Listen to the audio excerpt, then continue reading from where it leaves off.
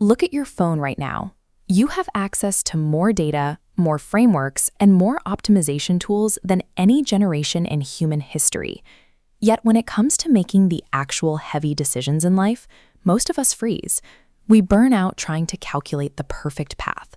When the stakes are high, our own ego gets in the way. We become attached to a specific outcome, protecting our status, our income, our pride, and we lose the ability to see the situation clearly. We become sumptuously blind. To break out of this paralysis, we do not need another productivity app or a new set of data points. We need a manual for the human mind, one that maps out exactly how to act when everything is on the line. A fog-covered battlefield 5,000 years ago served as the setting for the most profound psychological breakdown in history.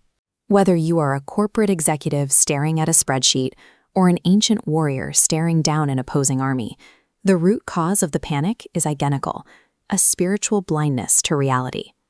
Millions of soldiers from two opposing factions are locked in a military phalanx, poised for total war on the field of Kurukshetra.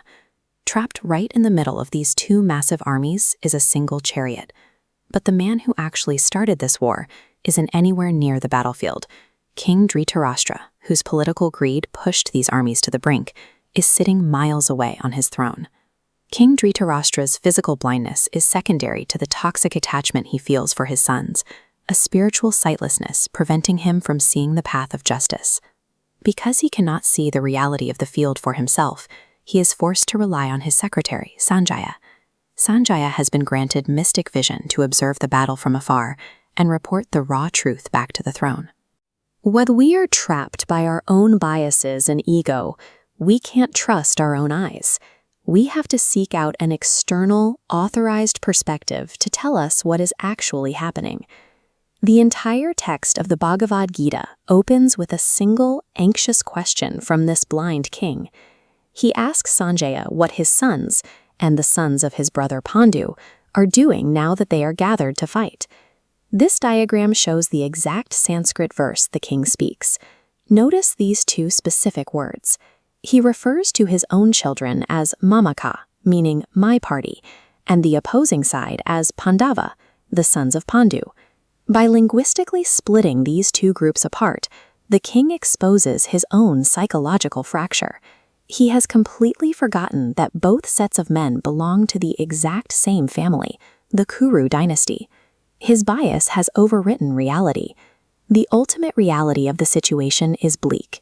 This is a single, unified family preparing to slaughter itself for temporary material gain.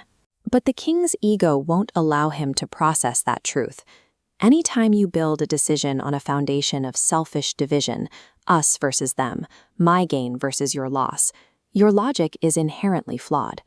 That false division is what guarantees paralyzing anxiety. The king's anxiety is actually rooted in the very first two words of his question, Dharmakshetra Kurukshetra.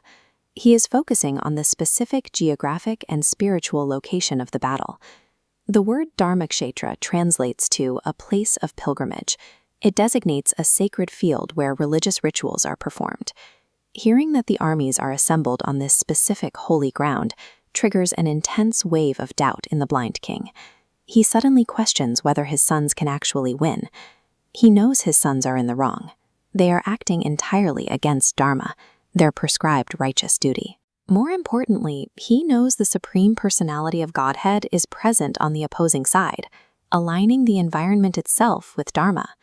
Your internal conscience operates the exact same way. When you know deep down that you are fighting against your own moral duty, your mind will naturally generate fear, doubt, and hesitation. The geography of Kurukshetra mirrors the landscape of a modern, anxious mind. The millions of soldiers on that field mirror our internal duality. Every day, our base material desires clash violently against our higher spiritual duties. When you try to fight this internal war relying purely on your bodily identity, your job title, your bank account, your social status, you will inevitably buckle under the pressure of the material world. By distinguishing the eternal spirit soul from the temporary material body, the Gita offers a framework for action that remains stable even under extreme pressure. This perspective shift provides a foundation that doesn't buckle when circumstances change. True victory in life requires a surrender of the false ego. We have to stop trusting our own blind, selfish motives and instead submit to a higher, authorized wisdom to guide our actions. This is the premise of the 2026 Gita Challenge.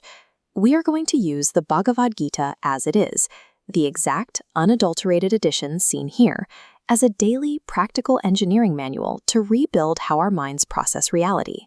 Your first assignment is simple. Identify your own personal Kurukshetra. Look at the decisions paralyzing you right now and pinpoint exactly where your material attachment is making you blind to the right choice. Stop acting like the blind king. Prepare yourself for the reality check coming in Chapter 2 and follow for Day 2 of the battle.